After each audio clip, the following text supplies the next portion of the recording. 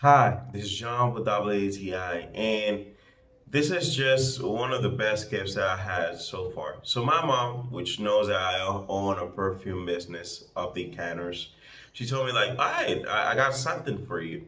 And when I saw this, I was like, interesting. So this is a perfume decanter, but this is not your typical decanter that you just spray it on all the time. This actually one you can store the perfume in this little crystal bottle here, and you have this little applicator that you can put in your neck or any of the pulse points that you can use for this. One of the things that I like the most from this is all the little details on how this is crafted.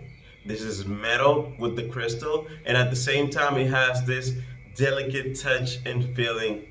I use this sometimes as the decanter itself, but I like this too as a decoration that involves my passion for perfumes and fragrances.